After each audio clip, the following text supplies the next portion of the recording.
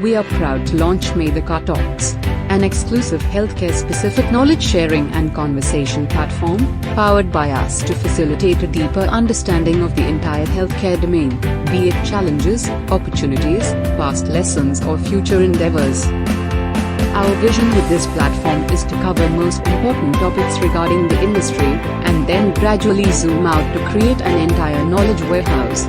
This knowledge management platform will be built on strong, tested and implementable opinions from esteemed experts of the industry. We will be conducting regular sessions in the form of webinars, expert talks sessions, CMEs, CXO meets and more, where industry leaders rich in experience can share their diverse and deep knowledge for the benefit of the entire community. Thanks for tuning in. Hope you would find this interesting and insightful.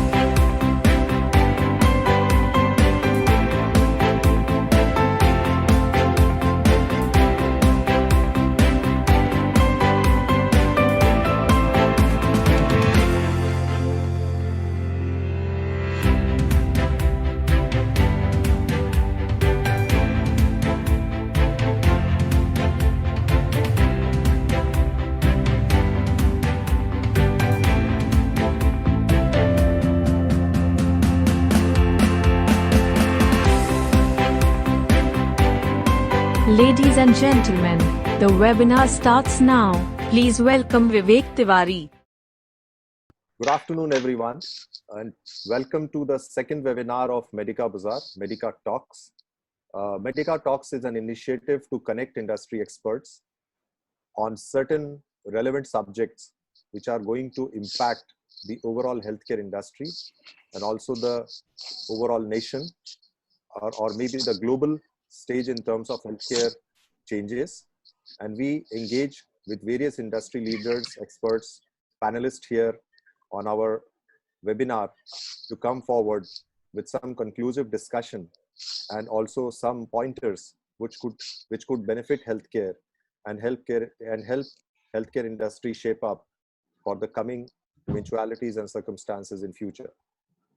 We have all been going through a massive shift, a massive change with this COVID pandemic globally. The entire world is looking to evolve from the stages which we are in today. Moreover, the healthcare industry has seen a massive shift from the way we used to operate some time back. So the topic is, how do we create resurgence in the healthcare industry? How do we create, or how do we resurface back the healthcare industry post COVID-19? Before I do that, I think let me also put some light on what has changed in last 3 months. Before I do that, let me share some personal experience of how COVID has changed in the organization where we operate in and the way we see industry changing now.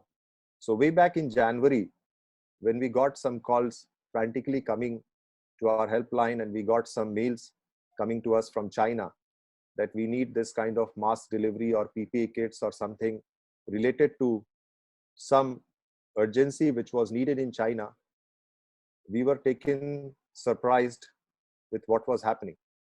And then later we realized that China was in acute stage of COVID-19 pandemic in certain provinces, and they needed some kind of protective gears to safeguard themselves.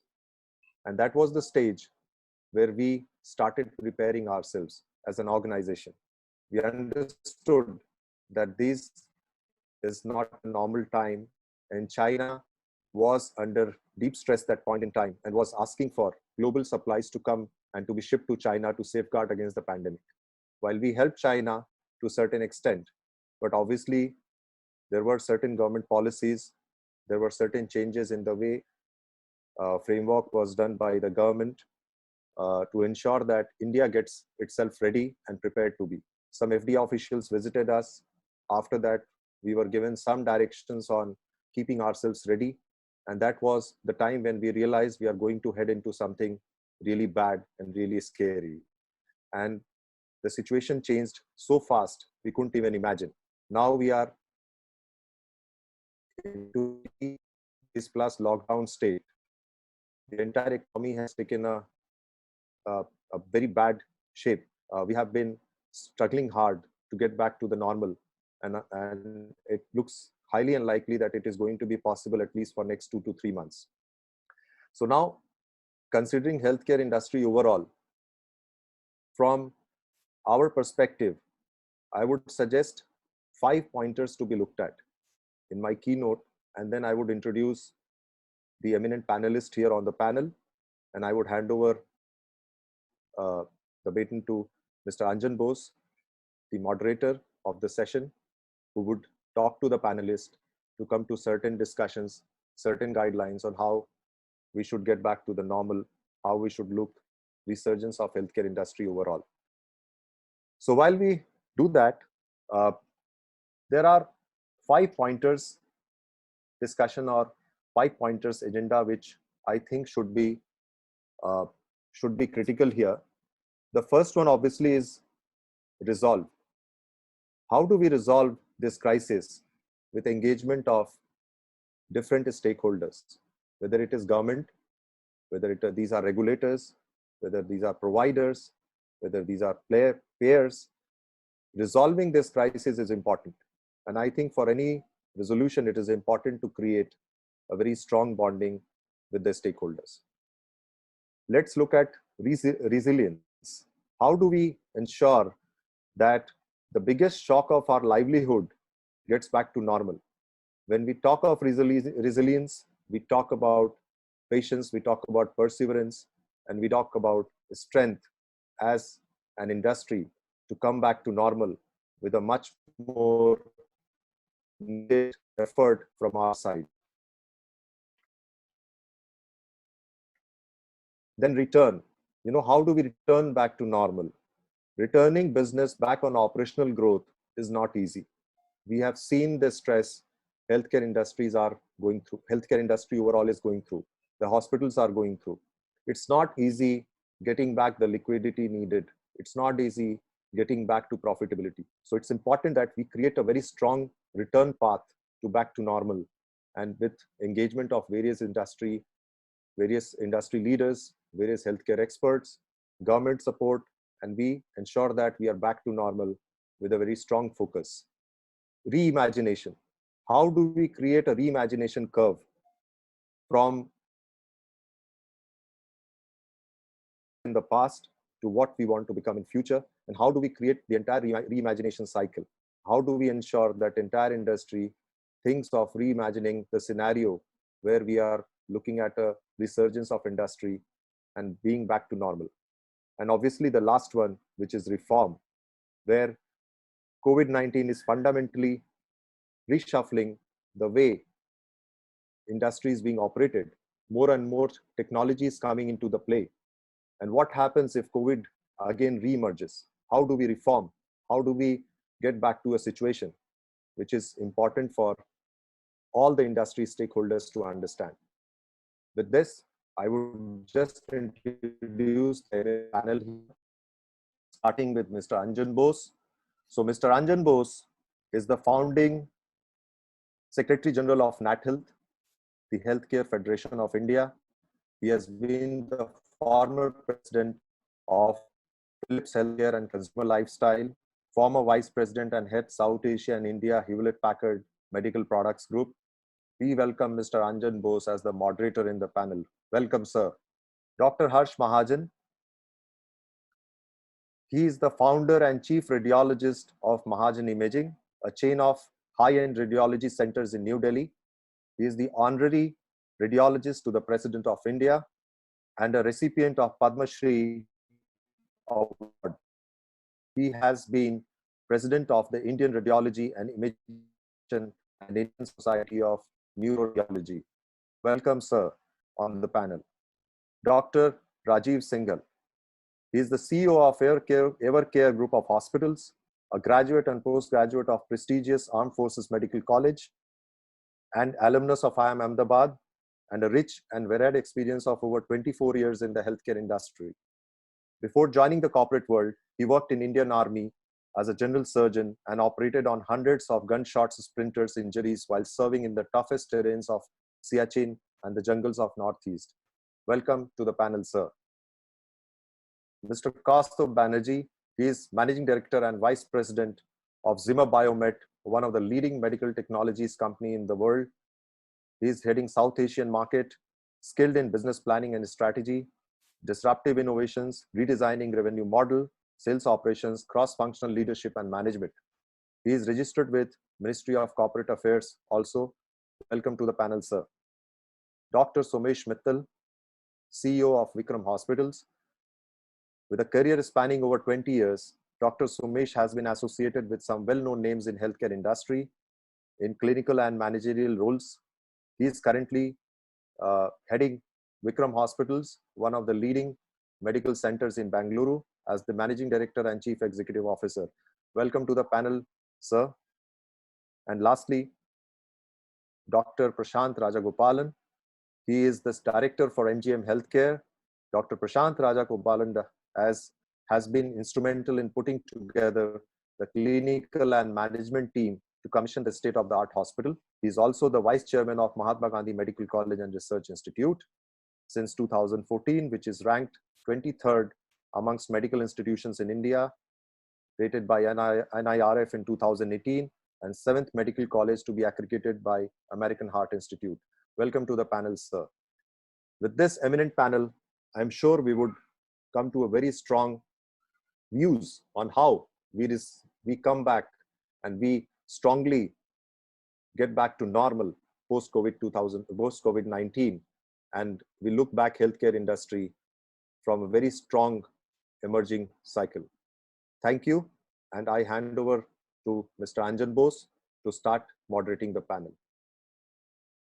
Thank you, Vivek, for the very nice introduction and brief keynote. Just to check, am I audible?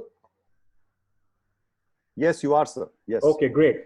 You know, a very short sort of context setting by me for a few minutes. I think no organization in the world, including India, was even remotely prepared for a crisis like Corona, the COVID-19. Maybe the preparedness varied from one to the other, but no one was fully prepared and many got caught napping. It's an important thing. And, you know, that's the bad news. Governments, hospitals, private, public, diagnostic centers, medtech, health insurance, all the segments were shocked with the impact, which came quietly and invaded the world with the power of million tsunamis. We didn't even get time to, understand what was happening. That's the bad news. The good news is, in the last few months, if you've observed, necessity is the mother of invention, as the Greek philosopher Plato said. And in the last 3 months, we have seen that adversity has given rise to many, many creative activities and innovations. A problem of this catastrophic nature, of this magnitude, has encouraged creative efforts to address these dire needs and solve the problems which otherwise we wouldn't think of solving. So that's the good news. I mean, diagnostic lab companies started looking at AI, ML, AR, artificial intelligence, machine learning, augmented reality-based technology, using digital bots, for example, to address supply chain problems of large diagnostic centers. It was unthinkable before.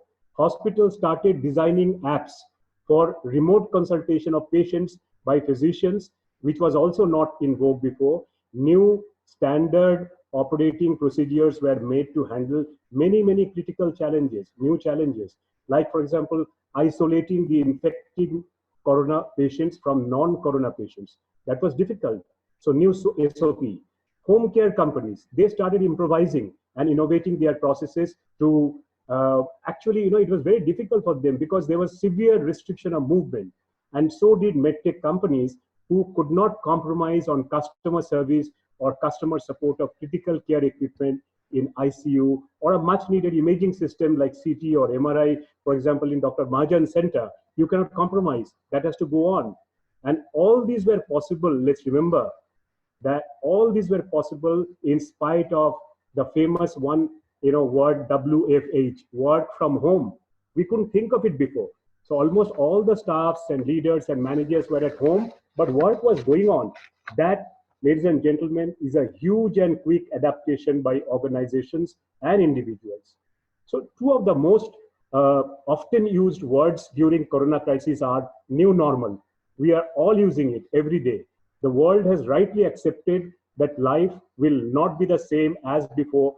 The world of healthcare especially is going to witness not merely changes, not only transformations, but disruptive metamorphosis.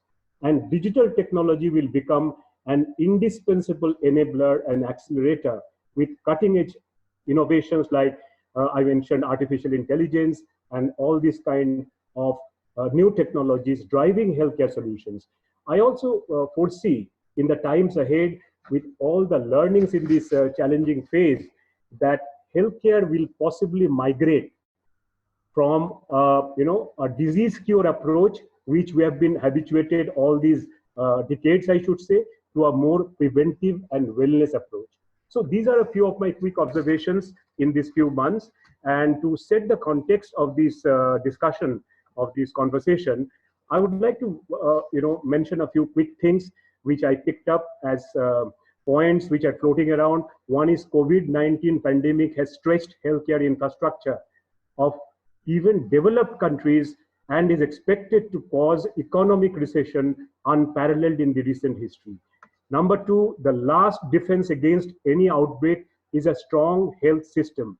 COVID-19 is revealing how fragile many of the world's supposedly top health systems is, including the chink in our very armors in India. Third, fast tracking of implementation of targets for public health emergencies, extremely important. Community awareness towards hygiene. This should have positive impact in the long run, but in the short run, it is stretching the public health system in a very, very big way. Gaps in care of patients with other ailments. Corona is not the end of the world. There are other ailments of patients. So gaps are there, how to treat the chronic diseases of other patients. That is becoming a challenge for all of us. We'll definitely like to hear more from eminent panelists, all of you.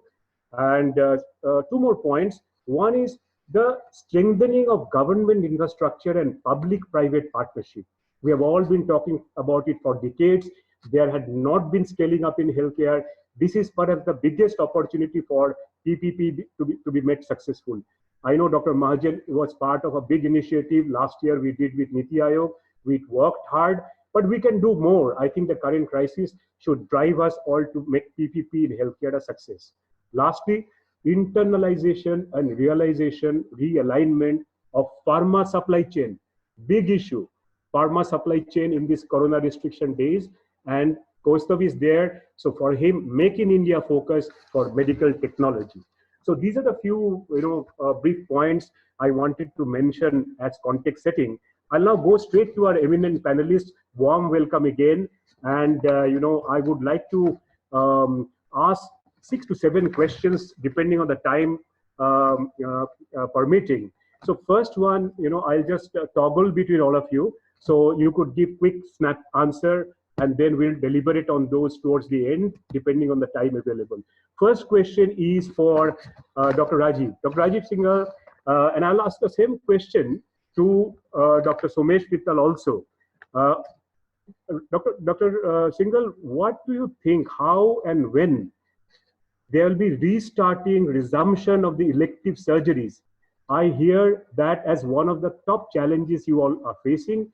No medical tourism, no OPD, and most importantly, no or hardly any elective surgeries. So how do you think, how to start? What can we do? And also procedures in the hospital, special procedures, how to get them up to speed? Rajiv. Yeah. Thank you, Anjan. Thank you. Let me start by saying that, as you rightly mentioned, that the world was taken by surprise as far as when this entire process started. there is no blueprint available across the globe that how and when these elective surgeries should start. Sure. We are learning every day, every week, and we are becoming wiser as the time goes by. Sure. With this small background and this thing, I would say, now the time has come that the hospitals, for their survival, they should start the elective surgeries as early as possible. With this, the word of caution is that all the patients who are going to come for all the elective procedures, whether it is surgeries, whether it is cardiac interventions, whether it is joint replacements, endoscopies, they will themselves be asymptomatic patients as far as the COVID-19 symptoms are concerned, but they could be potential carriers. It means we cannot drop our guard whenever we are coming across these patients. Sure. So it means we should have our house in order.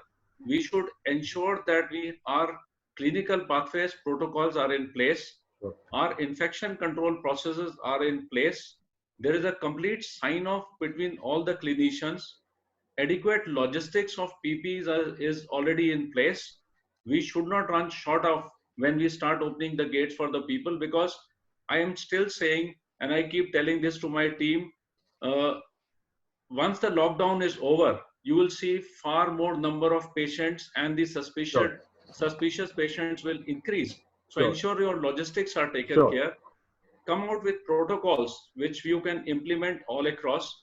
I think these are few key things which every organization has to come with their own clinical protocols before starting the elective surgeries. Sure. Thank you very much, Rajivji. Dr. Singhal, that was an excellent summary. What I heard, keep your house in order, start it, don't delay it further, but have a cautious and balanced approach. Thank you very, very much. And I'll also like to seek the opinion on the same question from Dr. Mittal. You are located, Someshji, you are located in Bangalore, which is country's one of the top hubs in more ways than one. So what is your view as the CEO of Vikram Hospital, and what you see in Karnataka? Thank you. Thank you so much. So I personally feel what Dr. Rajiv Singhal sir has said, I completely echo that we have to keep our house in order, and we have to make sure that ICU protocols and processes are in place. But I also feel that elective surgery across the country will depend on which stage of COVID each city is. So, for example, Bangalore is hit, but it is not that badly hit compared to what we call of Mumbai and Delhi is. So each city will have their own phase. Hospitals have already started talking, and some of the hospitals in Bangalore have started taking in elective cases. We have set the protocols in place, how to make sure that all our systems and protocols are in place. We are expecting that these patients are carriers, and we are actually diagnosing them, checking them, and actually doing the surgeries with complete guards and gears on, so that as if we are treating a COVID patients. There is risk involved into it, but definitely you can't keep postponing these surgeries to become an emergency surgeries. And as the protocols, processes, and infection control rates and everything is under control by the hospitals, I personally feel the elective surgeries have already started to come in, and we have to make it much more better and better as the time comes. Sure. So I think this will become a norm for us with the COVID being around. How can we continue to do elective surgeries? We have started with small gears of 5-10% of cases. It will take 3 to 6 months time to my mind when we will go full guns again. But international will be a delay. I feel international will take a hit. Excellent. Thank you so much, Dr. Mittal. That I think, you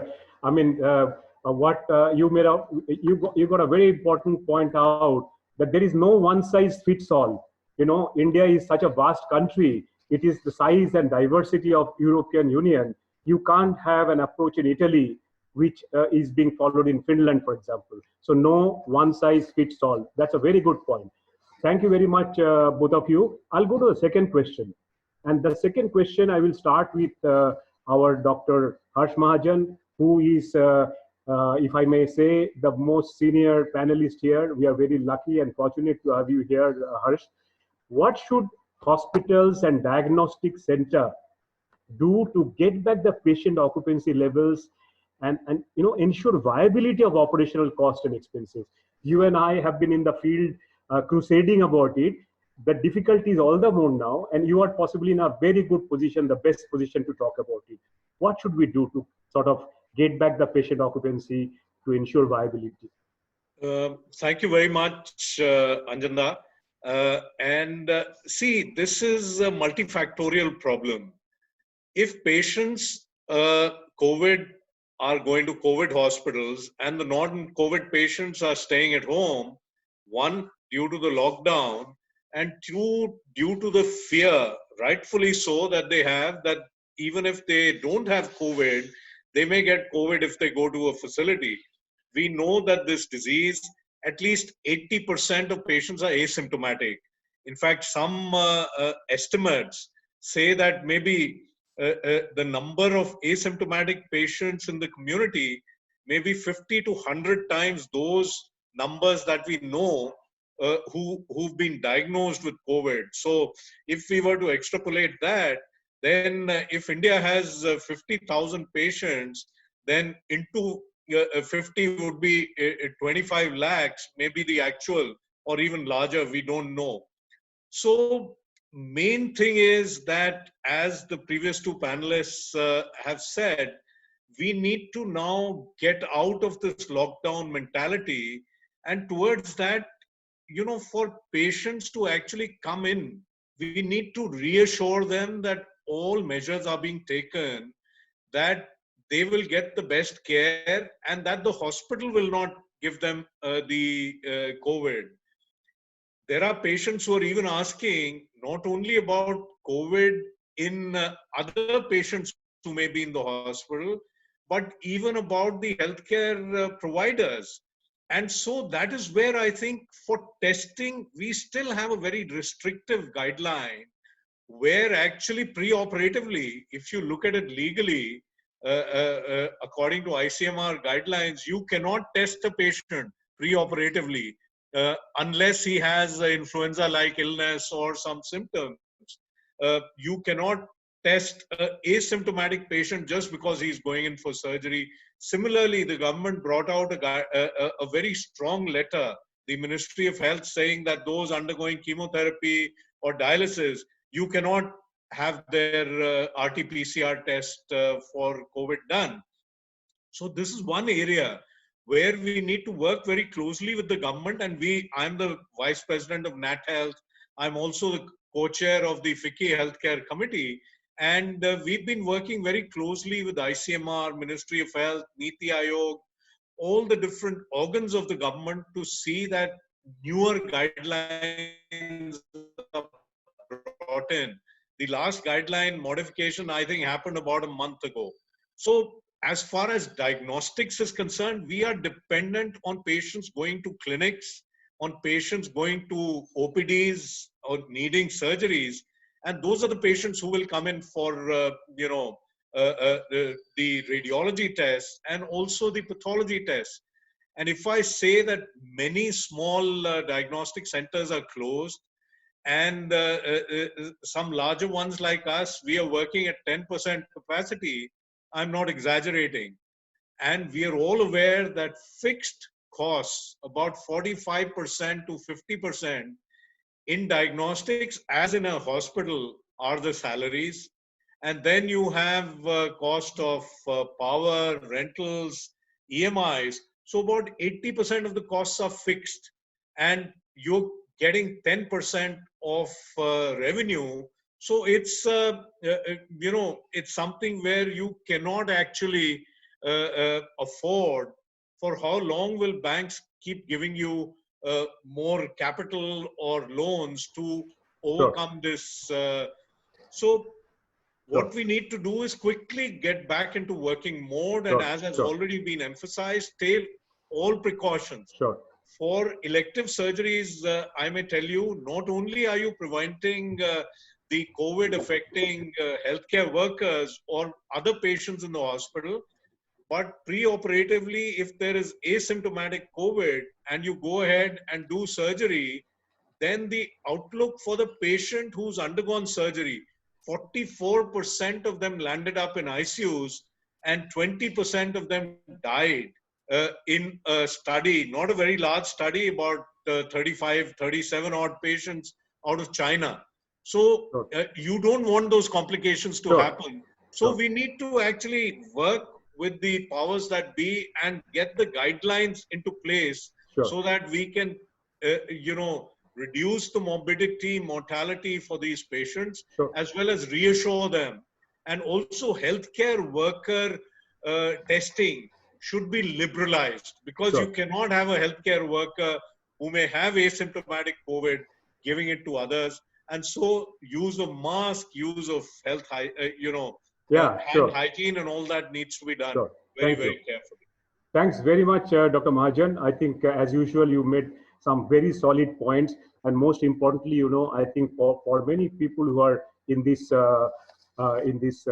webinar, there is a lot of learning that how a month back, a guideline that was made is sort of obsolete. It will not let us move forward. So thank you very much, and keep doing the excellent work, Dr. Mahajan, on behalf of the sector and on behalf of the industry. I'll ask the same question to our colleague in the panel, Dr. Prashant Rajagopalan. Prashant, what's your quick view on this? Anything to add on top of what Dr. Mahajan said? Thank you very much for joining. Thank you, Mr. Anjan, as well as thanks to Medica Bazaar for this great panel, and hello to all the panelists here.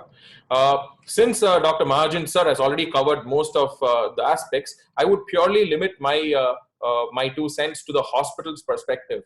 To bring back the volumes that at which the hospital can meet its fixed and overhead cost, the hospital has to be running at about 60 to 70% occupancy.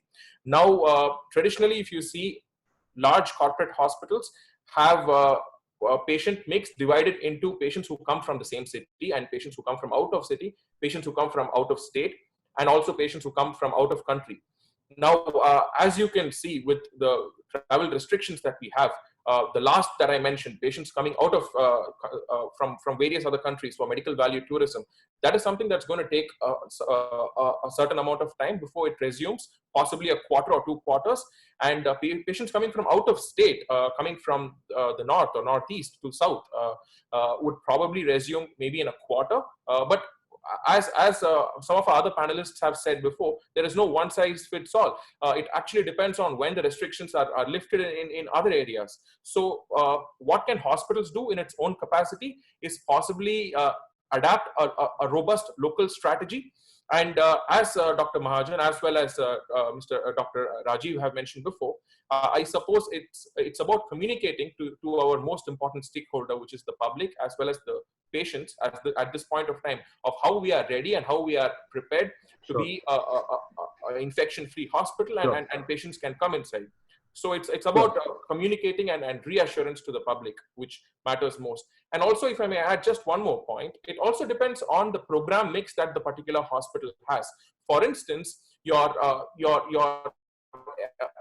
bread and butter departments like orthopedics, general surgery, minimal access, bariatric surgery, patients may wish to defer the procedures itself in fear of infection, or in fear of or possibly because of travel ban and all of that. But there are departments, for instance, oncology or transplant, where patients can't necessarily defer it. So it also depends purely on the program mix of the hospital. So I suppose a hospital, a quaternary care multi-specialty hospital, which has a good mix of various specialty programs, will see each of these specialties picking up and going back to pre-COVID volumes, depending on the intensity and the criticality of these departments. Thank you, Prashant. Thank you very much. I think you brought a very, closer to home point, that medical tourism to come to the level it was will take a lot of time for various reasons beyond our control. Across the state, possibly will start in a couple of quarters, and within the city and closer by. I think that's a good way to look at it. It's like looking at glass. I heard the chief editor of one of my close to heart TV channels. He said the other day that we seem to be looking too much at the glass, the empty part. Let us look at the glass, which is the half full part of it. So I think it's a very good point you have brought up. Thank you so much. I'll go to the third question in the panel discussion, and here I'll ask again Dr. Rajiv Singhal and Kaustav. After that, I'll ask you the same question, because from the medical technology point of view, from someone who has seen the hospital world from another side of the table, I think you can give a very good perspective. So the question is, Rajiv, what should be the new ways of working or ramping up plans for various, functions and departments, as you heard the previous speakers? So some thoughts on that. I think Prashant already mentioned some of the functions. So for, what should be the new ways of working to ramp up the various functions and activities in various departments of hospitals and maybe even diagnostic centers? So Rajiv, up to you. Thank you once again, Anjan. I'll start by saying I think there are few things. The entire society has to recalibrate when looking at the healthcare. And I'm starting because healthcare cannot be practiced in isolation without taking society in count. And when we look at the society, my one point which I want to highlight using this opportunity is, it gives me pain when I look at certain media points where they say the hospitals are charging money for PPs. Who's going to pay for PP? People have to stop blaming the hospitals and start understanding that these are for the patient safety, and this is something which should become non-negotiable and the new norm. So that is something which has to become, because the fear and the scare in the minds of the people is instilled by a certain section of the society that has to go. That's part one. Important for ramping up. That's one. Second, reaching out. The entire concept of marketing will change when we look at market ramping up. There cannot be any CMEs. There are not outreach OPDs. There cannot be camps, which were very fancy stuff which used to happen. It is now literally reaching out to the patient and giving them the voice of confidence that if you come to our hospital, you will be safe, you will be taken care, we will take all the precautions to ensure that there is no cross infection. Every systems are in place. I think that confidence building is very key for driving and pulling the patient out of home to come for the ramping up. So I think these are certain things. The society has to play the role, media has to play a role, the use of digital technology, use of telemedicine, use of teleconsultations, all this has to be put together as one in one bucket and then reach out to the patients. Thank you very much, Ajit. I think you bring out an excellent point of, it's not about the healthcare community alone. It's the entire society at large who have to understand, and media certainly should continue to play a positive role and instead of making everything a sensation. Kaustav, your view on this question, please? Yeah, a couple of points. Thank you first for inviting me in this panel. A couple of points I would like to mention here. One definitely is little unrelated, which is on the operational side of the supply chain, as well as the hospitals' elective surgeries. I'll give you a practical example. I know a surgeon who lives in Delhi and he practices in Gurgaon. He can't just cross the border. Now the situation is, this surgeon has significant volume and there are patients awaiting to be treated, and the hospital is also putting adequate safety measures to make sure that patients are getting treated. So on one side, we need to find ways of easing out these kind of operational challenges for healthcare professionals to move freely across. So should be the situation of the healthcare deliveries, because unless the healthcare supply deliveries happen, it is difficult to continue on the supply chain. So for whether it's a large or a small hospital, for them to ramp up, there has to be free movement of medical supplies. And that has to come through easing out of restrictions, whether it is in the red zone or the orange zone or the green zone. There are orange zones in the country, which are putting red zone restrictions. Plus there is challenge of moving across the border. Now coming to the point of the smaller and the medium-sized hospitals to ramp up. The first thing, as everybody mentioned, is patient safety, and definitely ensuring that the patient safety is of utmost importance. But we also need to do significant amount of education or awareness, both among the patient as well as the press, that this kind of additional incremental adoption of safety measures will come with a cost. Second, what I see today is, from a standpoint of the smaller and the medium hospitals or even larger hospitals, there is a huge liquidity challenge for them. And the reason the liquidity challenge exists, because there are large government dues which these hospitals have been suffering. As a result, there is working capital challenge. There is an inability to, acquire more and more supplies. And there are challenges that the hospitals are drying out and their costs are going up because of this liquidity challenge, because, your interest burdens will keep mounting. So that is the other thing that needs to be addressed. Apart from that, I would also see in the same way that in a post-COVID environment, the way things will come back, while hospitals will have to make visible efforts to convince the patient there are adequate safety being put in.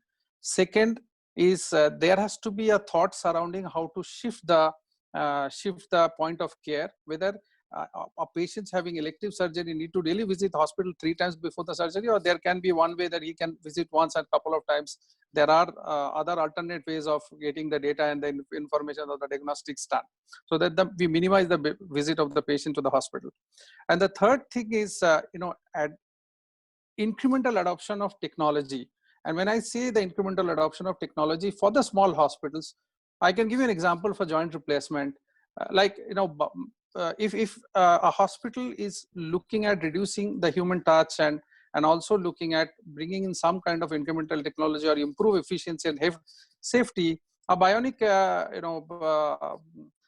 surgical arm is one such solution, which is relatively low cost to offer a steady tissue stabilization, as well, which currently being done by additional human resources.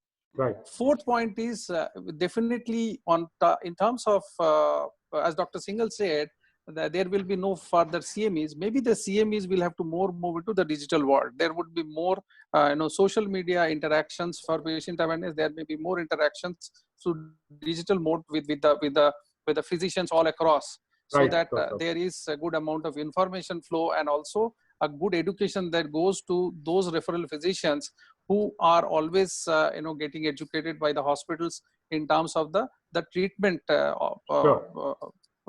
procedures or the treatment that is available for different kind of disease. Right. Thank you very much, Kaustav. I really think there will be new SOPs, like you have all pointed out, new SOPs for the ecosystem. Like I live in Delhi, like Harsh, and this Delhi, Gurgaon, so many doctors go every day to the Gurgaon hospitals and vice versa. It sounds a simple point, but it is, it's not only the municipal workers, it is the doctors who are finding it difficult. We have to have newer SOPs for the ecosystem, as well as newer SOPs for the hospitals, even marketing. Very good points. With that, I go to the next question. How to ensure spread? This question I will be, I think, requesting Dr. Mahajan, Harsh again, and a quick one followed by Dr. Mittal. How to ensure spread of awareness. We have touched upon this in the previous couple of questions.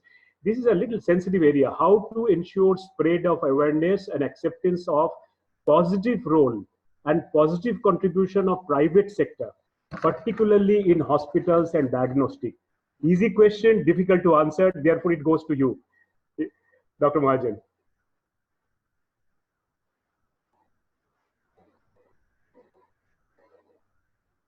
Yes. Yeah, thank you very much. I think this is going to be of the utmost importance because we have to educate, the community at large. Sure. One, that COVID-19 is not going away in the short term. The quickest that we may come to some semblance of normal the way it used to be would be at least a year to 18 months. Sure. So right now we are in an acute stage, and frankly, this lockdown has kind of postponed the inevitable, which is a surge of cases, and so that the healthcare industry got time to get ready for that surge. Sure. So we have COVID hospitals, we have ramping up of yesterday 95,000 RT-PCR tests were done, and everyone is getting geared for that surge. And the moment this opens, there is going to be a surge.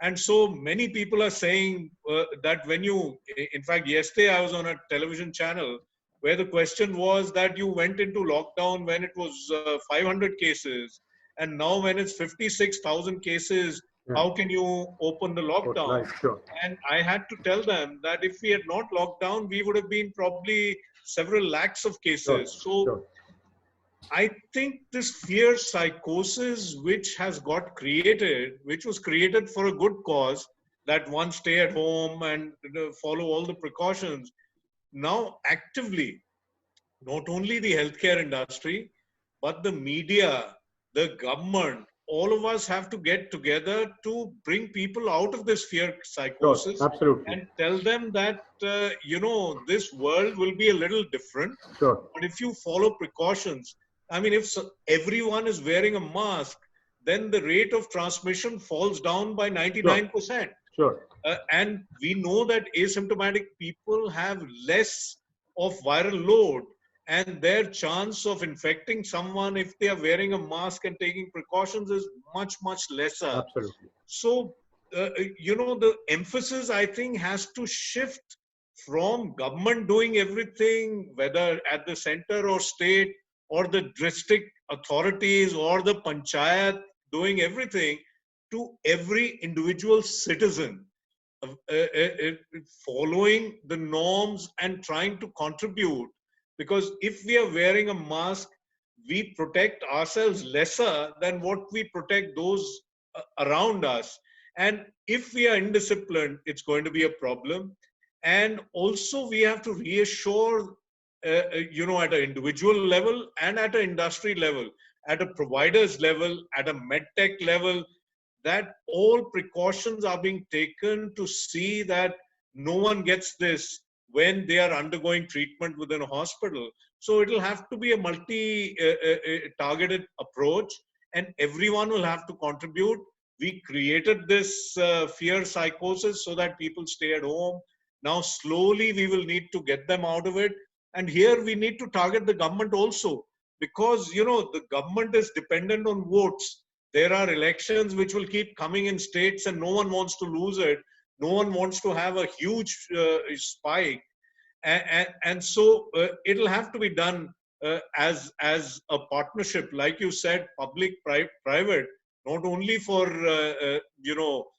providing healthcare, but also for education and for the media, along with creating this, thing that we have to live with it. And once the vaccine comes, hopefully by end of the year, or by the first quarter of next year, then maybe we can all be vaccinated and be out of this. But we also need to remember, this is a different kind of virus. Generally a virus mutates once or twice in a year. This already, we've seen it mutate, 15, 20 times already in these 4 months that it's been around. And so a vaccine that we may develop against one mutant may not really work next year. So we have to get used to living with this, working with this, treating with this. And also I've seen, as a doctor, that there is a lot of paranoia amongst the medical personnel also. Even doctors who are educated, they ask questions what the layman would ask, and they are so scared. Even they need to get out of it. It's not only about the general community, but about healthcare workers. Absolutely. Also. Thank you so much, Dr. Mahajan. I think the key points from this that you made: fear psychosis. So there is definitely a need for continued effort to generate awareness in 360-degree awareness of what a citizen should do, government should do. And the other very good point that you made is, it's not up to government alone, it is up to all of us individually, like the example of wearing masks is up to us individuals. And frankly, even I didn't know that masks will reduce the chances and the probability to such an extent. So thanks for making, as usual, solid points, very brilliant points, I would say. So you want to add anything to that, Somesh? Dr. Mittal? I'll just add few lines. Sure. First of all, as you said, Anjan, in the start, that we all world took it off guarded, and we were not knowing what is coming. I think probably government did a fantastic job, to my mind, in locking down initially, as Dr. Mahajan said, that we were few hundreds, and it has delayed the growth to a little different time. And by then, we are now ready to some extent by the government opening up government hospitals with COVID hospitals being there, non-COVID hospitals being there, and some guidelines being there, and we could procure PPE and others. Now, I think the phase 2 is there for us. We can't be on a lockdown for years together because we don't know by when this will get over. So I personally feel what should happen now is the way government did that mass campaign all around through the medias, through the papers, through the digital medium, and all across, of making sure that how we all get worried and we stay at home. I think same way we all have to get together to now do a mass campaign of making sure that how can we give confidence to the public that when you come out, how can you live with this with least problem, what all guidelines you have to follow, and all the big peoples of the industry all across healthcare, non-healthcare, media industry, from film star industry to government industry, all have to work together. Otherwise, there will always be a fear psychosis among the general public. And as Dr. Mahajan said, we doctors are all learning about this from the media. There is no tutorial or no knowledge base which is existing with the doctors. So we also have the same knowledge. So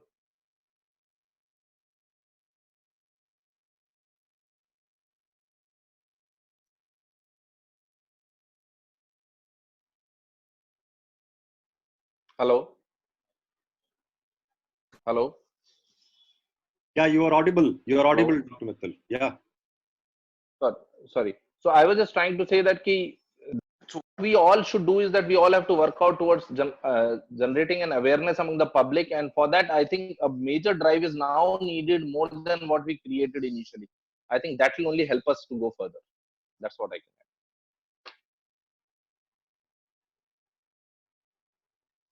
add. Dr. Anjan sir, over to you again.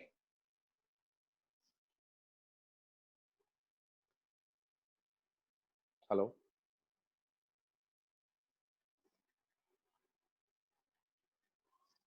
Hello.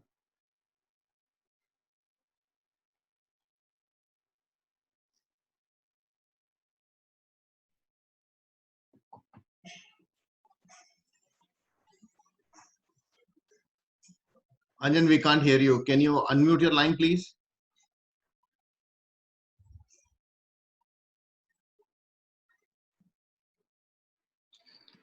Can the host please help from the back end? IT host, please unmute Mr. Anjan Bose. I think his video is static. I think he has some network error. Hello. It looks, I think, I personally feel Anjan Bose sir's line is got some problems. So why can't Dr. Harsh Mahajan take it from there? And maybe I'm just thinking. Okay, while Anjana is joining back, let me ask Kaustav. We keep saying technology is now going to play a big role, and we've seen we are doing this, online, webinar, and there are thousands who've joined, and actually the reach of the webinar is way beyond what anything else can. But in these troubled times, and these troubled times will improve slowly over the next 1 year. I think 2 quarters for most of us will go completely.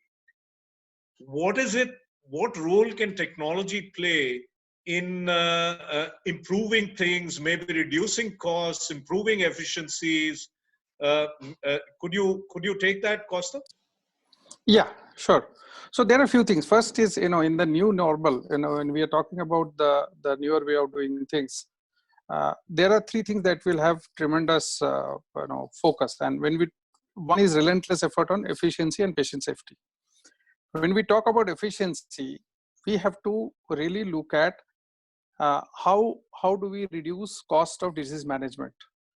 Now, disease management costs can come down, but there can still be a higher episodic cost. Suppose when you treat a patient, and today in the new world, you may have incremental technology to improve safety. At the same time, you have incremental, consumables and disposables that you are consuming significantly to improve patient safety and reduce infection.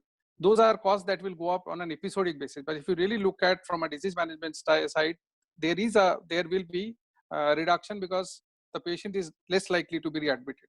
Second is use of technologies like, robotic assisted technologies, active robotic assisted technologies, which can improve efficiency, speed, and also rapid recovery protocols where a patient can also be looked at. Some of the procedures can be looked at as a daycare procedure. Even in joint replacement, as we see, we are already seeing surgeons looking at partial knee as a daycare procedure. So that's an opportunity for improving. Third is, there is also opportunity of improving efficiency by adopting incremental digital health and with incremental focus on AI. Now, when you look at that, so we have to all remember the first COVID warning came out of an AI solution.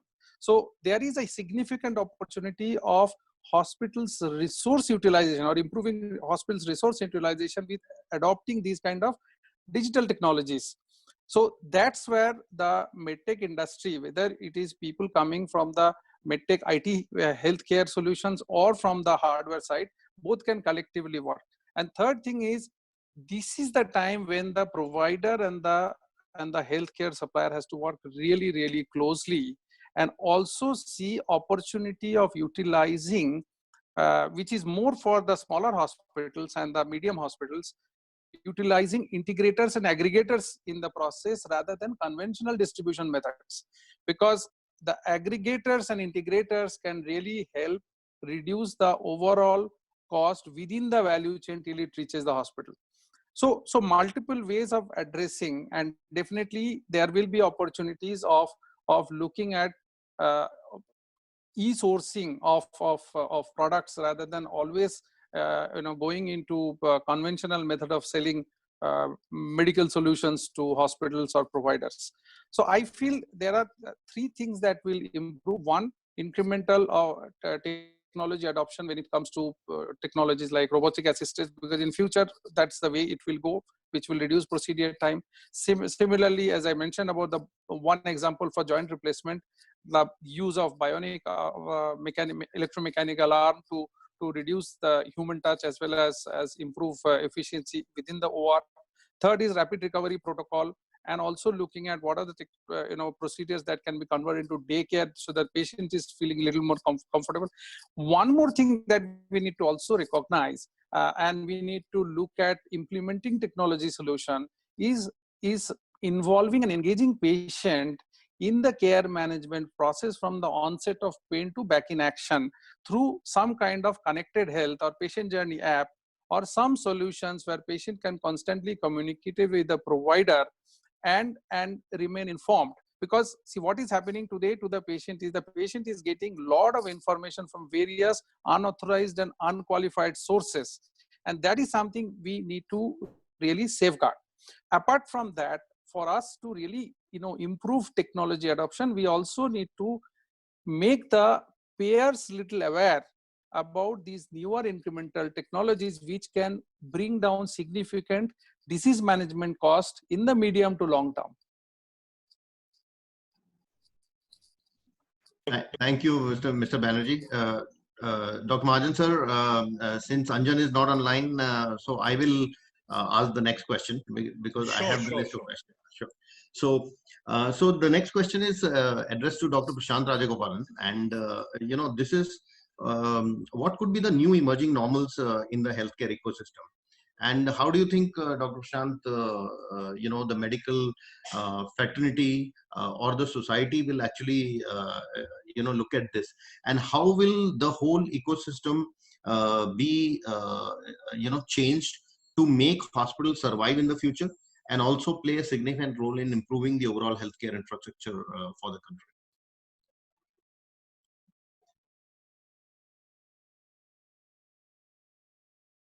Jitesh.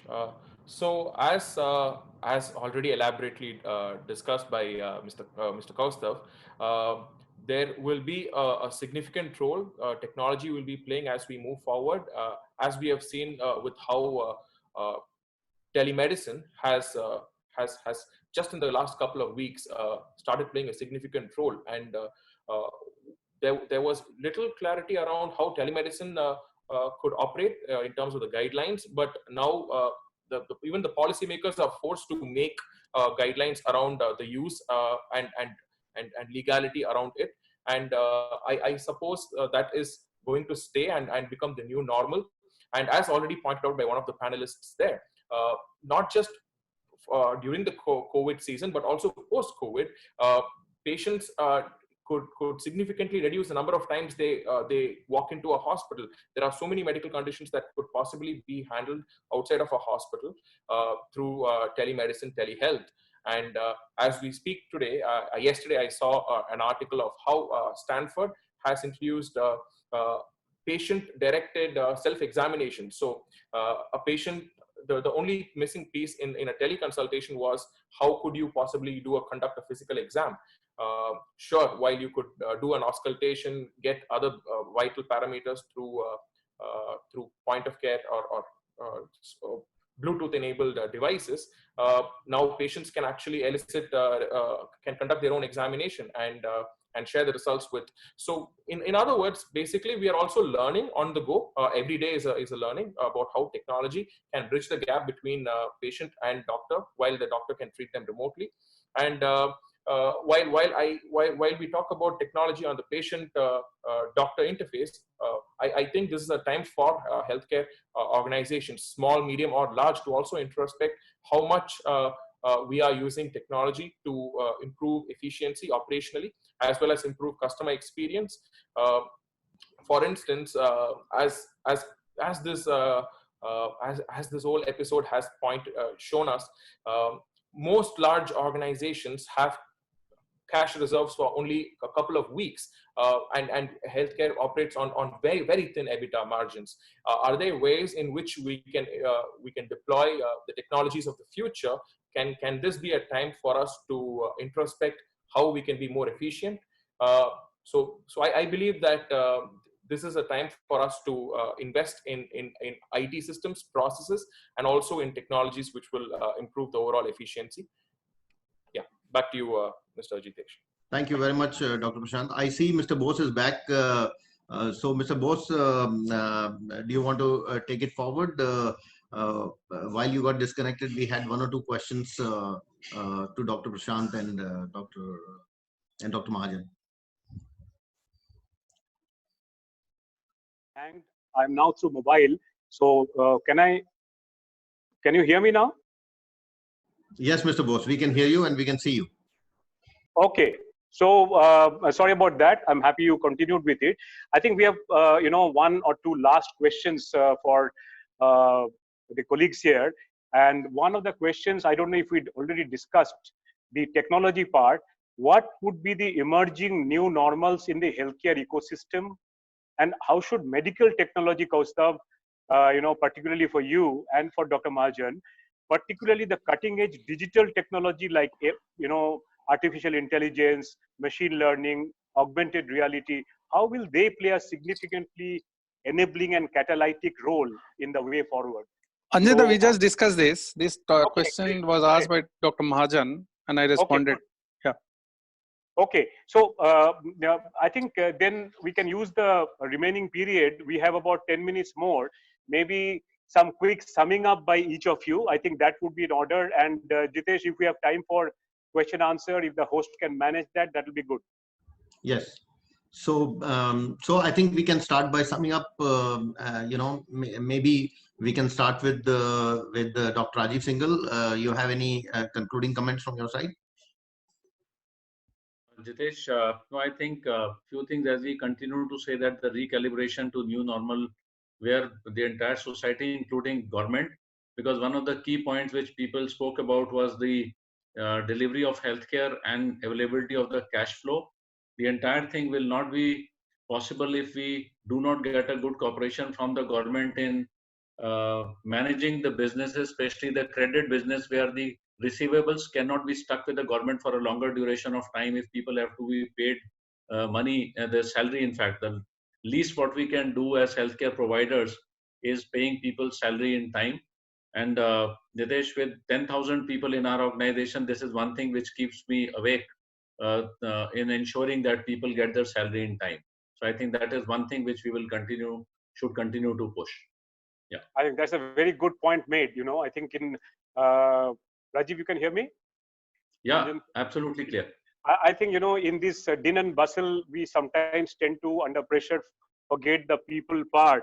So it's, I just wanted to remind all of us before we move on from this webinar that there is a business element and there is a, human element. And, Hippocrates oath, I think it's a doctors and hospitals have a duty to not only look after patients, but their own people also. So I'm very, grateful that you made that point, Rajiv. So, shall we go to Prashant?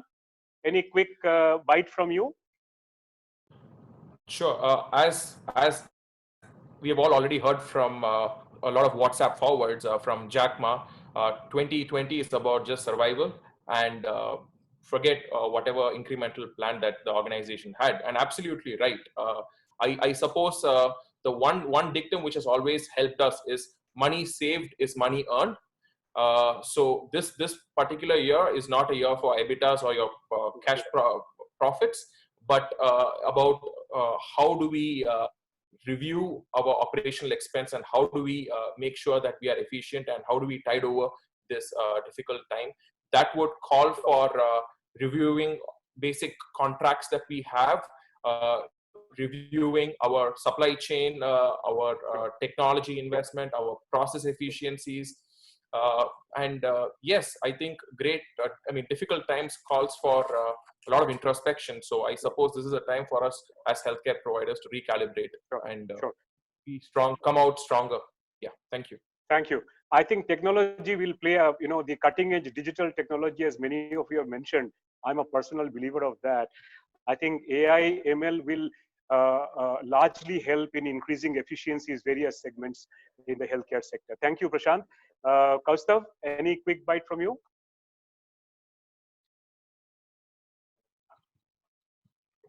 Kaustav Banerjee? Yeah, I was on mute, sorry. So there are a couple of things I will quickly make, I'll stress upon. One, definitely the entire healthcare ecosystem will have to be released from the liquidity challenge that it is facing today, because otherwise that will sink the boat. So we will not be able to see the bright future in the days to come. Second is definitely relentless effort towards improving efficiency across the value chain, whether it's the provider or the supplier. And third is looking at opportunities of introducing new business model by getting more integrators than a usual reseller into the process, and make the entire system more efficient from an economic standpoint. Sure. Thank you. So may I request Dr. Mittal now? Umesh? I think most have been already said. I can only say that is the change, the way we deal now, healthcare will change. Hospitals alone will not be able to function a lot. I think the pharma companies have to come together who will help you out in managing your pharmacies, and maybe more and more drugs will be home deliveries now. So Amazons and others will be, joining hands with you, so that the patients don't have to stay in the hospitals more. When it comes to diagnostic, I think again, as I've already mentioned, AI will play a major role in it. Pathology, especially radiology to greater extent. I think AI and all those will help making sure that the reporting happens offline and you don't need a radiologist to be sitting in the hospitals. When it comes to the hospital core operations, which is your OPD and IPD, I feel OPD largely over a period of time will go to an offline medium, which is your, you'll go on online where it'll be a digital completely. Home care will become a bigger challenge, chunk of it, where all the day-to-day works will go into the home care. Only the required people will come to IPD for admissions is what I feel, and the ALOS will reduce to significant extent. I think the requirement of hospital beds, occupancies will go down, home care will pick up, your OPDs will go on a digital medium, your AI will play a major role in your both OPDs and your pathology and diagnostics, and pharmacies and all will start to go towards a online medium of home deliveries and other. I think this is what I feel foresee the next few years it will come. Thank you. Sure. Thanks very much for a very good summary. And maybe who knows, new models will emerge, like some of the bigger hospital groups have also started entering home care segment. Maybe there'll be more prevalence of that. So I think I've requested Rajiv, Dr. Rajiv Singhal, Dr. Prashant, Kaustav, Somesh, last but not least, Dr. Mahajan, I have one word for you. I think all this discussion bring out a word which is very, dear to your heart, my heart. And in Nat Health days, you mentioned, you have always been playing a leading role in Nat Health and other industry bodies. Collaboration is the name of the game, and we can't play solo. So it would be nice if you could throw a light, before we throw the floor open for one or two questions. What do you think? This is collaboration in the right spirit, busting this trust deficit that exists in healthcare, as we have always talked about and observed. Is it the need of the day now, Dr. Mahajan? Yes, I think I've always, defined PPP very differently. Normally, it's a public-private partnership. I've always said, why are we fighting with each other in the private field? PPP for me is private-private partnership. That's the only way that we will survive in a given city or in a geographical area. Everyone doesn't need a gamma knife. Everyone doesn't need to do cancer. Everyone doesn't need to, do liver transplants. It's very costly. And so I think PPP, the public-private one, is needed. There's no doubt. But currently, if you see, and I can say this on authority, the government feels that the private sector has not helped much in this fight against COVID. And that is because most of the COVID hospitals are public hospitals. Right. Fortunately, till now, the numbers are low. And so even the public hospitals have, not even utilized their full capacity. So for people to come into private, it's only those who were really affording who are there. And so unless we help each other, there's going to be a problem. Point number one. Point number two, I think it's high time that we have to look at other modes of generating income, because not only is the healthcare industry in the doldrums, every industry, everyone is taking lesser money back home. So to think just they were paying, or that, individual companies or individuals themselves will have the affordability which was there earlier, it's not going to happen in the next year, 18 months. And so you have also, like Prashant said, saving money is earning money. That, of course, we have to save money without sacrificing quality. But we, I think, need to work more in research, development, artificial intelligence, other fields, which may be newer areas where you generate revenue. We've been doing it for the last few years in Mahajan Imaging. We have our division called Caring, which is the Center for Advanced Research in Imaging, Neurosciences and Genomics. So I think everyone in their own milieu will have to think of newer ways. And this is where collaboration is very, very essential.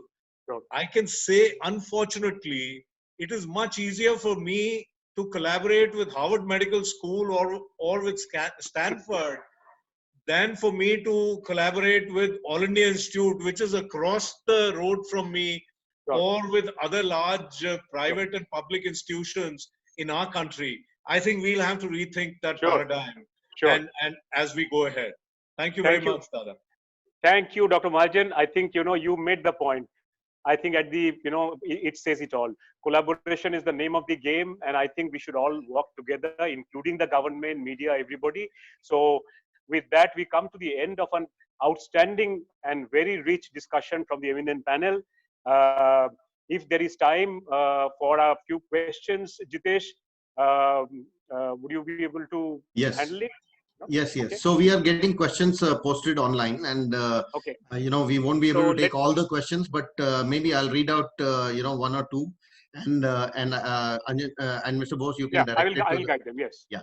So the first question is that if the virus is undergoing mutations and may undergo several mutations, then a vaccine which is being worked on today, will it be effective in future?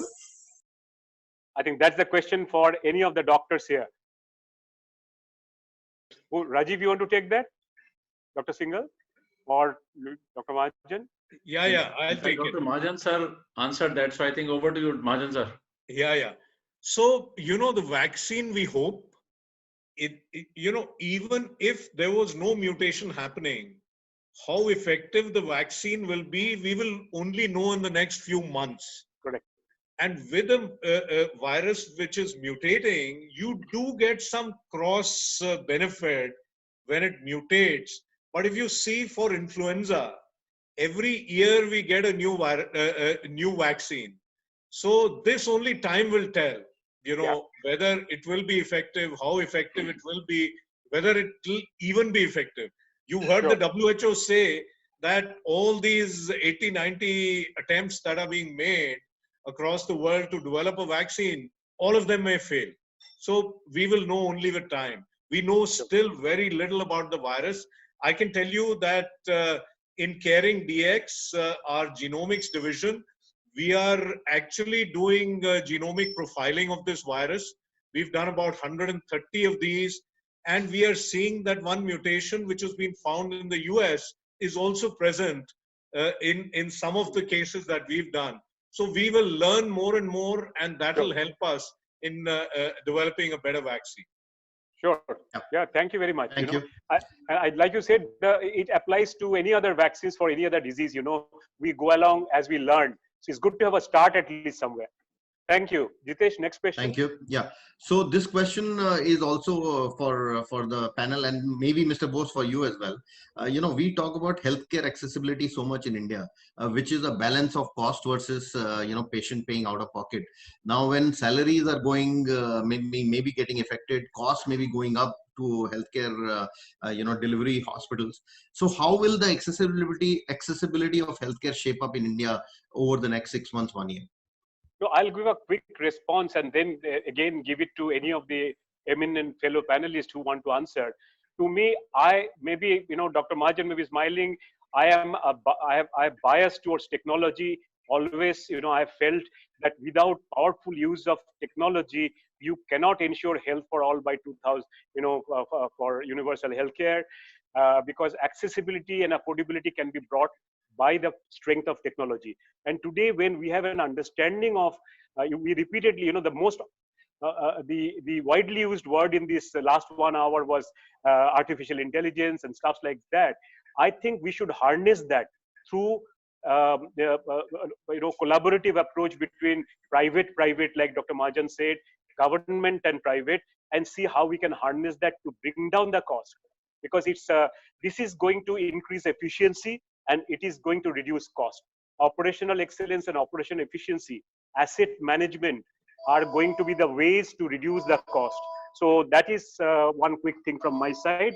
But if any other panelists have got any question, any response to that, it'll be nice. Yeah, I may come in. I think, Jitesh, you asked a very, very good question. And the take home of everyone is going to go down. So there's going to be that much lesser money with everyone to spend on healthcare, even when you're in dire need. And let me forewarn you, I'm sure many of you may know of this order which has come out from the Maharashtra government in Mumbai, where they have actually defined the rates at which a non-COVID illness can be treated. And these are GIPSA rates.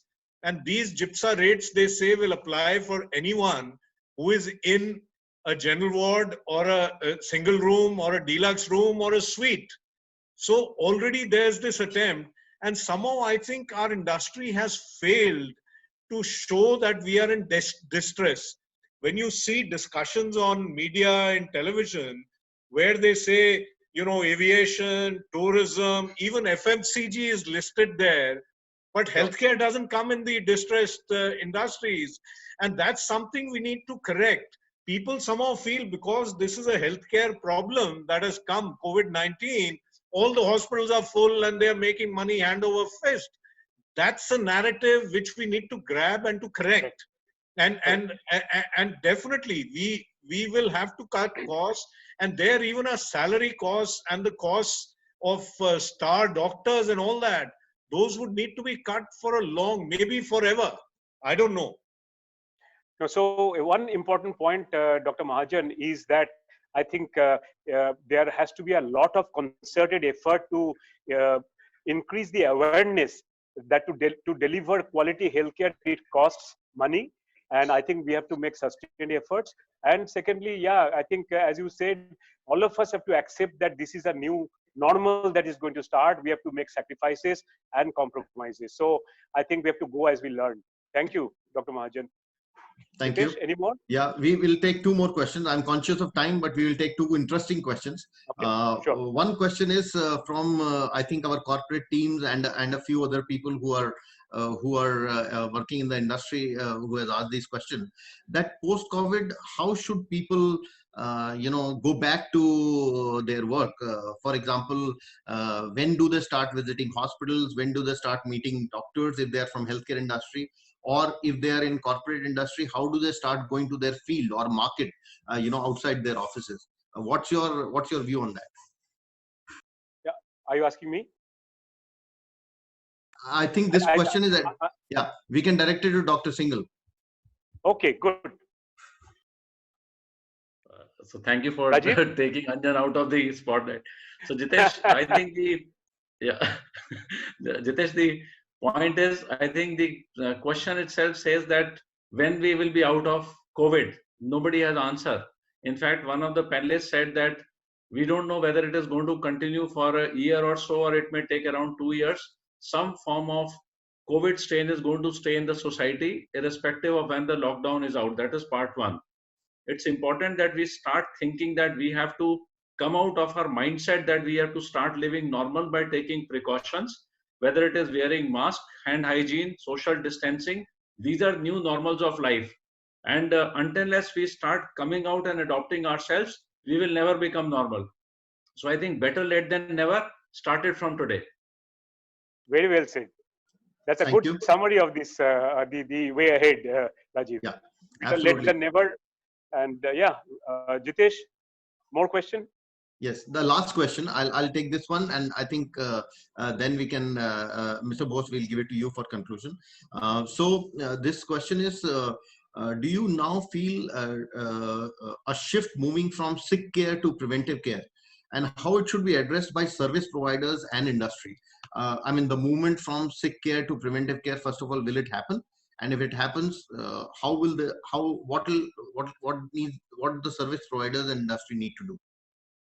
See, for me, a quick comment from my side is, again, a very strong conviction I had for many years. I think some of the disruptive metamorphosis that I mentioned earlier that is going to happen is that people will start being more conscious of the importance of focusing on preventive and wellness. And I'll just give an example that possibly even pharma industry will go through a tectonic shift in moving their resources for research, etc., to coming out with more things, more deliverables, to more APIs to support preventive and wellness rather than curing disease. That's one of the aspects, the concepts of yoga, concepts of focusing on wellness, diet. I think we all sort of take it as a fashion. Some of us take it a bit more seriously, but I think it will be a sustained part of our life ahead, because there is a fear factor. Like Dr. Mahajan mentioned, the fear factor can have a negative connotation, but to a certain extent, I feel a bit of fear is necessary to keep all of us, the citizens, in the right track. But any one of you, if you want to add something, you want to make your comment, please go ahead. Yeah, I think we can ask Dr. Prashant, because there was a second part of this question, which says, if it happens, then how should the service providers and industry, what should change there if it is going towards preventive care? Perfect. So, I mean, my interests besides healthcare and education is population health.